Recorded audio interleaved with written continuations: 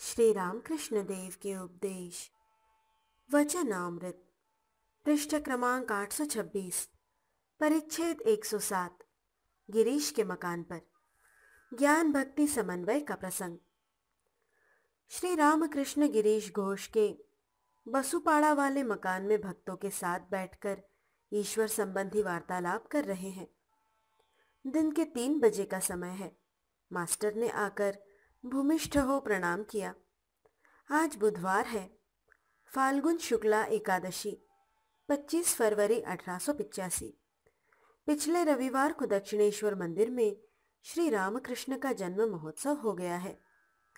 श्री रामकृष्ण गिरीश के घर होकर स्टार थिएटर में वृषकेतु नाटक देखने जाएंगे। श्री रामकृष्ण थोड़ी देर पहले ही पधारे हैं। कामकाज समाप्त करके आने में मास्टर को थोड़ा विलंब हुआ। उन्होंने आकर ही देखा श्री रामकृष्ण उत्साह के साथ ब्रह्म ज्ञान और भक्ति तत्व के समन्वय की चर्चा कर रहे हैं। श्री रामकृष्ण गिरीश आदि भक्तों के प्रति जागृत, स्वप्न और सुषुप्ति जीव की ये 3 अवस्थाएं हैं। जो लोग ज्ञान का विचार करते हैं वे तीनों स्थितियों को उड़ा देते हैं। वे कहते हैं कि ब्रह्म तीनों स्थितियों से परे है। स्थूल, सूक्ष्म, कारण तीनों शरीरों से परे है। सत्व, रज, तम तीनों गुणों से परे है। सभी माया है, जैसे दर्पण में परछाई पड़ती है। प्रतिबिंब कोई वस्तु नहीं है, ब्रह्म ही वस्तु है, बाकी सब अवस्तु। ब्रह्मज्ञानी और भी कहते हैं देहात्म बुद्धि रहने से ही 2 दिखते हैं, परछाई भी सत्य प्रतीत होती है।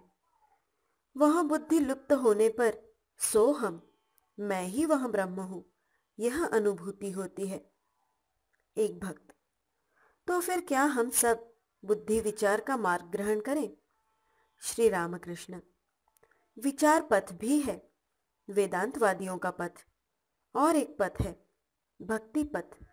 भक्त यदि ब्रह्म ज्ञान के लिए व्याकुल होकर रोता है तो वह उसे भी प्राप्त कर लेता है। ज्ञान योग और भक्ति योग दोनों पथों से ब्रह्म ज्ञान हो सकता है। कोई कोई ब्रह्म ज्ञान के बाद भी भक्ति लेकर रहते हैं लोक शिक्षा के लिए, जैसे अवतार आदि। देहात्म बुद्धि, मैं बुद्धि आसानी से नहीं जाती, उनकी कृपा से समाधिस्थ होने पर जाती है। निर्विकल्प समाधि, जड़ समाधि। समाधि के बाद अवतार आदि का मैं फिर लौट आता है। विद्या का मैं, भक्त का मैं, इस विद्या के मैं से लोक शिक्षा होती है। शंकराचार्य ने विद्या का मैं रखा था। चैतन्य देव इसी मैं द्वारा भक्ति का आस्वादन करते थे।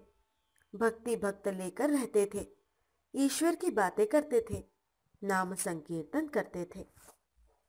मैं तो सरलता से नहीं जाता, इसीलिए भक्त जागृत, स्वप्न आदि स्थितियों को उड़ा नहीं देता, वह सब स्थितियों को मानता है। सत्व, रज, तम 3 गुण भी मानता है। भक्त देखता है वे ही 24 तत्व बने हुए हैं, जीव जगत बने हुए हैं। फिर वह देखता है कि वे साकार चिन्मय रूप में दर्शन देते हैं। भक्त विद्या माया की शरण लेता है। साधु संग, तीर्थ, ज्ञान, भक्ति, वैराग्य इन सब की शरण लेकर रहता है। वह कहता है यदि मैं सरलता से चला न जाए तो रहे साला दास बनकर, भक्त बनकर। भक्त का भी एकाकार ज्ञान होता है। वह देखता है ईश्वर के अतिरिक्त और कुछ भी नहीं है। स्वप्न की तरह नहीं कहता, परंतु कहता है वे ही ये सब बने हुए हैं। मोम के बगीचे में सभी कुछ मोम का है, परंतु है अनेक रूप में। परंतु पक्की भक्ति होने पर इस प्रकार बोध होता है। अधिक पित्त जमने पर पीला रोग होता है। तब मनुष्य देखता है कि सभी पीले हैं। श्रीमती राधा ने श्याम सुंदर का चिंतन करते करते सभी श्याममय देखा और अपने को भी श्याम समझने लगी। सीसा यदि अधिक दिन तक पारे के तालाब में रहे तो वह भी पारा बन जाता है। कुमुड़ कीड़े को सोचते सोचते झींगुर निश्चल हो जाता है, हिलता नहीं। अंत में कुमुड़ कीड़ा ही बन जाता है। भक्त भी उनका चिंतन करते करते अहम शून्य बन जाता है। फिर देखता है वह ही मैं हूं, मैं ही वह हूं। झिंगुर जब कुमुड़ कीड़ा बन जाता है तब सब कुछ हो गया, तभी मुक्ति हो गई। जब तक उन्होंने मैंपन को रखा तब तक एक भाव का सहारा लेकर उन्हें पुकारना पड़ता है। शांत, दास्य, वात्सल्य, ये सब। मैं दासी भाव में 1 वर्ष तक था, ब्रह्ममयी की दासी। औरतों का कपड़ा, ओढ़ना, यह सब पहना करता था। फिर नथ भी पहनता था। औरतों के भाव में रहने से काम पर विजय प्राप्त होती है। उस आद्या शक्ति की पूजा करनी होती है, उन्हें प्रसन्न करना होता है। वे ही औरतों का रूप धारण करके वर्तमान है। इसीलिए मेरा मातृभाव है। मातृभाव अति शुद्ध भाव है। तंत्र में वामाचार की बात भी है, परंतु वह ठीक नहीं, उससे पतन होता है। भोग रखने से ही भय है। मातृभाव मानो निर्जला एकादशी है, किसी भोग की गंध नहीं है। दूसरी है फल मूल खाकर एकादशी, और तीसरी पूरी मिठाई खाकर एकादशी। मेरी निर्जला एकादशी है। मैंने मातृभाव से 16 वर्ष की कुमारी की पूजा की थी। देखा, स्तन मातृ स्तन है, योनि मातृ योनि है। यह मातृभाव साधना की अंतिम बात है।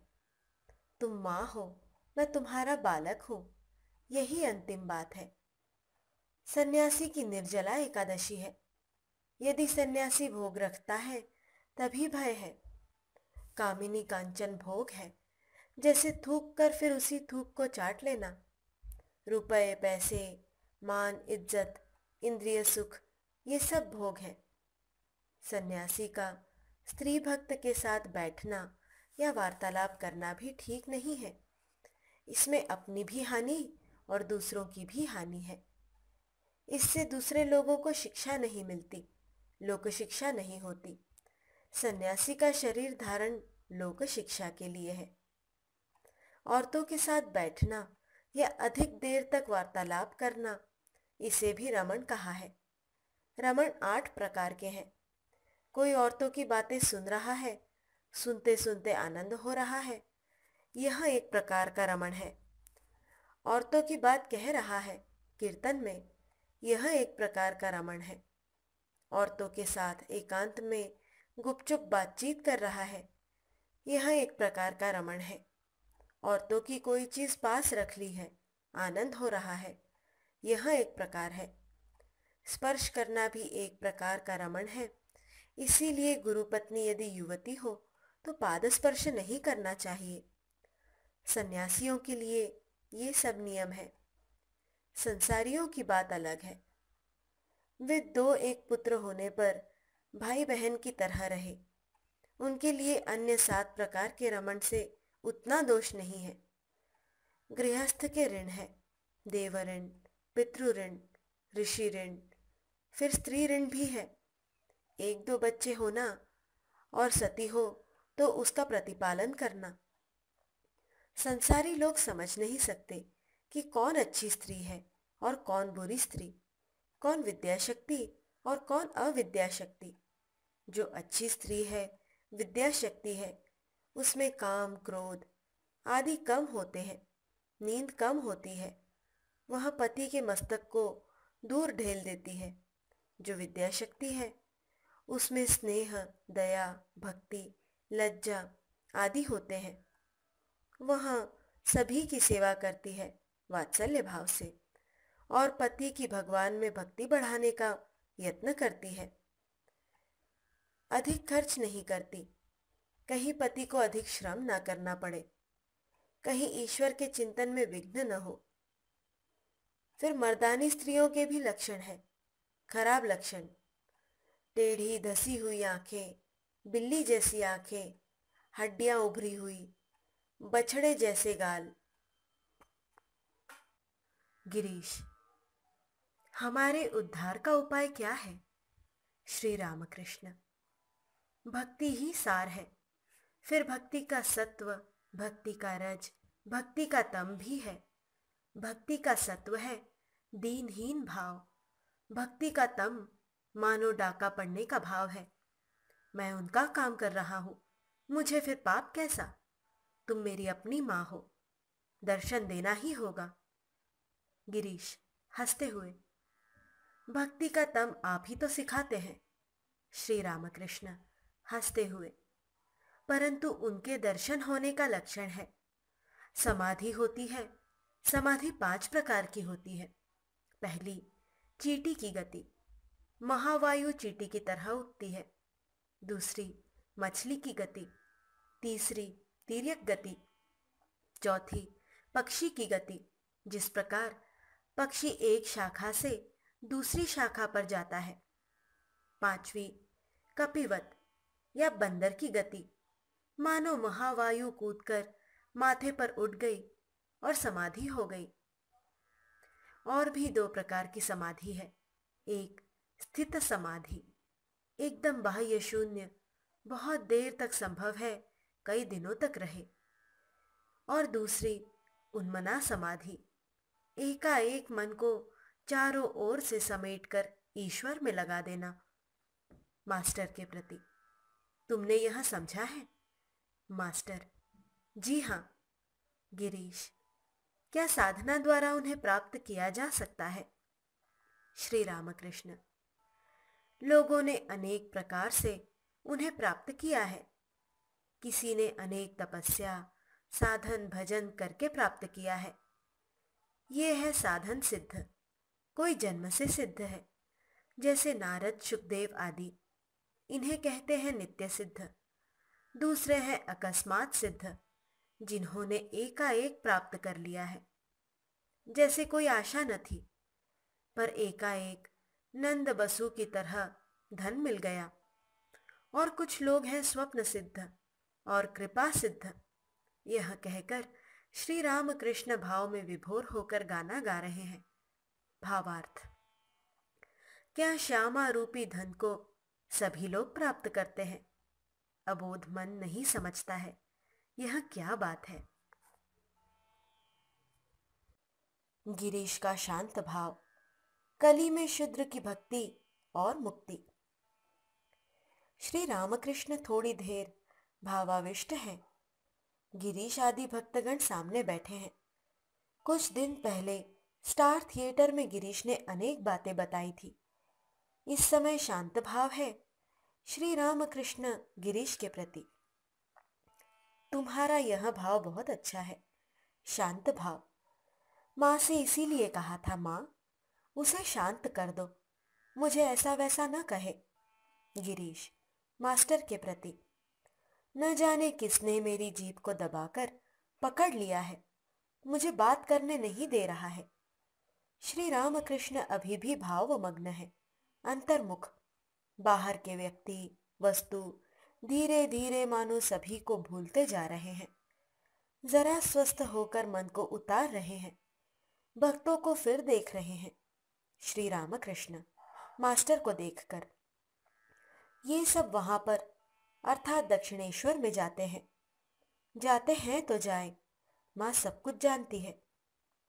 पड़ोसी बालक के प्रति, क्यों जी, तुम क्या समझते हो, मनुष्य का क्या कर्तव्य है? सभी चुप हैं। क्या श्री रामकृष्ण कह रहे हैं कि ईश्वर की प्राप्ति ही जीवन का उद्देश्य है? श्री रामकृष्ण नारायण के प्रति, क्या तू पास होना नहीं चाहता? अरे सुन, जो पाश मुक्त हो जाता है वह शिव बन जाता है, और जो पाशबद्ध रहता है वह जीव है। श्री रामकृष्ण अभी भावमग्न है। पास ही ग्लास में जल रखा था, उन्होंने उसका पान किया। वे अपने आप कह रहे हैं, कहाँ, भाव में तो मैंने जल पी लिया। अभी सायंकाल नहीं हुआ। श्री रामकृष्ण गिरीश के भाई अतुल के साथ बातचीत कर रहे हैं। अतुल भक्तों के साथ सामने ही बैठे हैं। एक ब्राह्मण पड़ोसी भी बैठे हैं। अतुल हाईकोर्ट में वकील है। श्री रामकृष्ण अतुल के प्रति, आप लोगों से यही कहता हूँ, आप दोनों करें, संसार धर्म भी करें और जिससे भक्ति हो वह भी करें। ब्राह्मण पड़ोसी, क्या ब्राह्मण न होने पर मनुष्य सिद्ध होता है? श्री रामकृष्ण, क्यों? कलयुग में शूद्र की भक्ति भी कथाओं के द्वारा सुनाई जाती है। शबरी, रैदास, गुहल चंडाल, ये सब हैं। नारायण हंसते हुए, ब्राह्मण शूद्र सब एक हैं। ब्राह्मण, क्या एक जन्म में होता है? श्री रामकृष्ण, उनकी दया होने पर क्या नहीं होता। 1000 वर्ष के अंधकार पूर्ण कमरे में बत्ती लाने पर क्या थोड़ा थोड़ा करके अंधकार जाता है? एकदम रोशनी हो जाती है। अतुल के प्रति, तीव्र वैराग्य चाहिए, जैसी नंगी तलवार। ऐसा वैराग्य होने पर स्वजन काले सांप जैसे लगते हैं, घर कुआं सा प्रतीत होता है और अंतर से व्याकुल होकर उन्हें पुकारना चाहिए।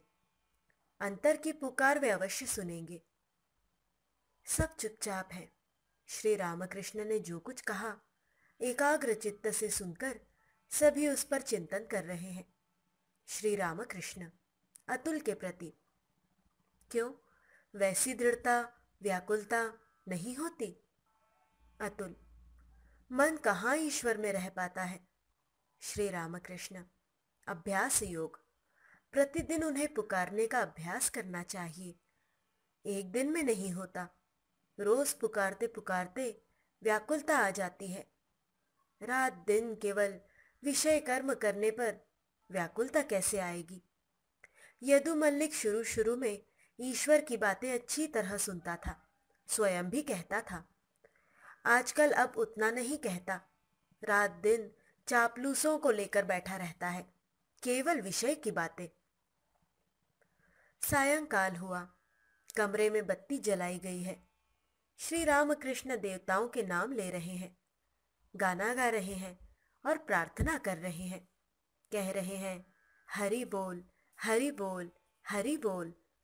फिर राम राम राम। फिर नित्य लीलामयी ओ माँ, उपाय बता दे माँ। शरणागत शरणागत शरणागत। गिरीश को व्यस्त देखकर श्री रामकृष्ण थोड़ी देर चुप रहे। तेजचंद्र से कह रहे हैं, तू जरा पास आकर बैठ। तेजचंद्र पास बैठे। थोड़ी देर बाद मास्टर से कान में कह रहे हैं, मुझे जाना है। श्री रामकृष्ण मास्टर के प्रति, क्या कह रहा है? मास्टर, घर जाना है, यही कह रहा है। श्री रामकृष्ण, मैं इन्हें इतना क्यों चाहता हूं? ये निर्मल पात्र हैं, विषय बुद्धि प्रविष्ट नहीं हुई है। विषय बुद्धि रहने पर उपदेशों को धारण नहीं कर सकते। नए बर्तन में दूध रखा जा सकता है, दही के बर्तन में दूध रखने से खराब हो जाता है। जिस कटोरी में लहसुन घोला हो, उस कटोरी को चाहे 1000 बार धो डालो, लहसुन की गंध नहीं जाती। श्री रामकृष्ण का स्टार थिएटर में देखना वृषकेतु नाटक, नरेंद्र आदि के साथ। श्री रामकृष्ण वृषकेतु नाटक देखेंगे।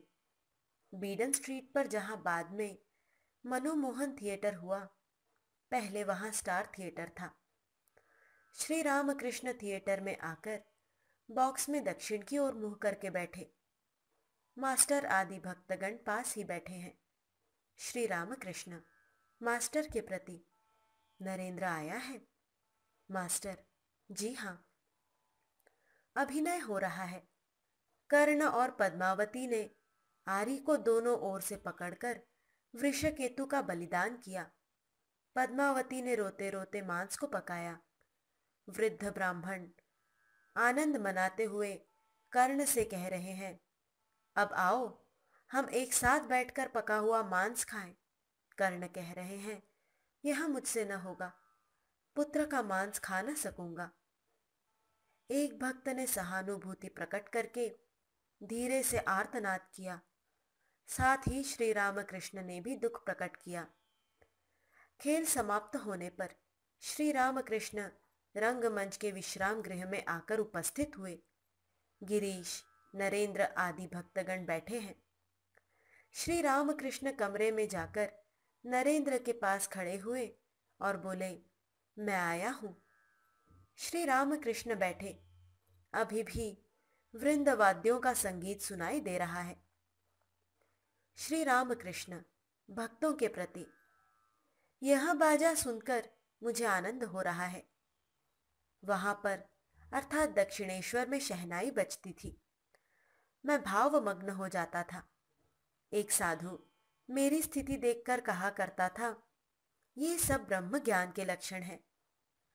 वाद्य बंद होने पर श्री रामकृष्ण फिर बात कर रहे हैं। श्री रामकृष्ण गिरीश के प्रति, यह तुम्हारा थिएटर है या तुम लोगों का? गिरीश, जी हम लोगों का। श्री रामकृष्ण, हम लोगों का शब्द ही अच्छा है, मेरा कहना ठीक नहीं। कोई कोई कहता है मैं खुद आया हूं। ये सब बातें हीन बुद्धि अहंकारी लोग कहते हैं। नरेंद्र, सभी कुछ थिएटर है। श्री रामकृष्ण, हाँ हाँ ठीक, परंतु कहीं विद्या का खेल है, कहीं अविद्या का। नरेंद्र, सभी विद्या के खेल है। श्री रामकृष्ण, हाँ हाँ, परंतु यह तो ब्रह्म ज्ञान से होता है। भक्ति और भक्त के लिए दोनों ही है, विद्या माया और अविद्या माया। तू जरा गाना गा। नरेंद्र गाना गा रहे हैं। भावार्थ, चिदानंद समुद्र के जल में प्रेमानंद की लहरें हैं। आहा, महाभाव में रास लीला की क्या ही माधुरी है। नाना प्रकार के विलास, आनंद प्रसंग, कितनी ही नई नई भाव तरंगे नए नए रूप धारण कर डूब रही है, उठ रही है और तरह तरह के खेल कर रही है। महायोग में सभी एकाकार हो गए। देश काल की पृथकता तथा भेदा भेद मिट गए और मेरी आशा पूर्ण हुई। मेरी सभी आकांक्षाएं मिट गई। अब हे मन, आनंद में मस्त होकर दोनों हाथ उठाकर हरि हरि बोल। नरेंद्र जब गा रहे थे, महायोग में सब एकाकार हो गए, तो श्री रामकृष्ण ने कहा, यह ब्रह्म ज्ञान से होता है। तू जो कह रहा था सभी विद्या है। नरेंद्र जब गाने लगे, हे मन, आनंद में मस्त होकर दोनों हाथ उठाकर हरि हरि बोल, तो श्री रामकृष्ण ने नरेंद्र से कहा, इसे 2 बार कह। गीत समाप्त होने पर भक्तों के साथ वार्तालाप हो रहा है। गिरीश, देवेंद्र बाबू नहीं आए हैं। वे अभिमान करके कहते हैं, हमारे अंदर तो कुछ सार नहीं है, हम आकर क्या करेंगे? श्री रामकृष्ण विस्मित होकर, कहाँ? पहले तो वे वैसी बातें नहीं करते थे। श्री रामकृष्ण जलपान कर रहे हैं। नरेंद्र को भी कुछ खाने को दिया। यतीन देव श्री रामकृष्ण के प्रति, आप नरेंद्र खाओ, नरेंद्र खाओ कह रहे हैं और हम लोग क्या कहीं से बहकर आए हैं? यतीन को श्री रामकृष्ण बहुत चाहते हैं। वे दक्षिणेश्वर में जाकर बीच बीच में दर्शन करते हैं। कभी कभी रात भी वही बिताते हैं। वहां शोभा बाजार के राजाओं के घर का अर्थात राधाकांत देव के घर का लड़का है। श्री रामकृष्ण नरेंद्र के प्रति हंसते हुए, देख, यतीन तेरी ही बात कर रहा है। श्री रामकृष्ण ने हंसते हंसते यतीन की ठुड्डी पकड़कर प्यार करते हुए कहा, वहां जाना, जाकर खाना, अर्थात दक्षिणेश्वर में जाना। श्री रामकृष्ण फिर विवाह विभ्राट नाटक का अभिनय देखेंगे। बॉक्स में जाकर बैठे। नौकरानी की बात सुनकर हंसने लगे। थोड़ी देर सुनकर उनका मन दूसरी ओर गया। मास्टर के साथ धीरे धीरे बात कर रहे हैं। श्री रामकृष्ण मास्टर के प्रति, अच्छा, गिरीश जो कह रहा है अर्थात अवतार, क्या वहां सत्य है? मास्टर: जी, ठीक बात है। नहीं तो सभी के मन में क्यों लग रही है? श्री रामकृष्ण: देखो, अब एक स्थिति आ रही है। पहले की स्थिति उलट गई है। अब धातु की चीजें छू नहीं सकता हूं। मास्टर विस्मित होकर सुन रहे हैं। श्री रामकृष्ण: यह जो नवीन स्थिति है, इसका एक बहुत ही गूढ़ अर्थ है। श्री रामकृष्ण धातु छू नहीं सकते हैं। संभव है अवतार माया के ऐश्वर्य का कुछ भी भोग नहीं करते। क्या इसीलिए श्री रामकृष्ण ये सब बातें कह रहे हैं? श्री रामकृष्ण मास्टर के प्रति: अच्छा, मेरी स्थिति कुछ बदल रही है, देखते हो? मास्टर: जी, कहाँ? श्री रामकृष्ण: कर्म में। मास्टर: अब कर्म बढ़ रहा है, अनेक लोग जान रहे हैं। श्री रामकृष्ण: देख रहे हो, पहले जो कुछ कहता था अब सफल हो रहा है। श्री रामकृष्ण थोड़ी देर चुप रहकर एकाएक कह रहे हैं, अच्छा, पलटू का अच्छा ध्यान क्यों नहीं होता? अब श्री रामकृष्ण के दक्षिणेश्वर जाने की व्यवस्था हो रही है। श्री रामकृष्ण ने किसी भक्त के पास गिरीश के संबंध में कहा था, पीसे हुए लहसुन की कटोरी को 1000 बार धो, पर लहसुन की गंध क्या संपूर्ण रूप से जाती है? गिरीश ने भी इसीलिए मन ही मन प्रेम कोप किया है। जाते समय गिरीश श्री रामकृष्ण से कुछ कह रहे हैं। गिरीश श्री रामकृष्ण के प्रति: लहसुन की गंध क्या जाएगी? श्री रामकृष्ण: जाएगी। गिरीश: तो आप कह रहे हैं जाएगी? श्री रामकृष्ण: खूब आग जलाकर लहसुन की कटोरी को उसमें तपा लेने पर फिर गंध नहीं रह जाती, बर्तन मानो नया बन जाता है। जो कहता है मेरा नहीं होगा, उसका नहीं होता। मुक्त अभिमानी मुक्त ही हो जाता है और बद्ध अभिमानी बद्ध ही रह जाता है। जो जोर से कहता है मैं मुक्त हूं, वह मुक्त ही हो जाता है, पर जो दिन रात कहता है मैं बद्ध हूं, वह बद्ध ही हो जाता है।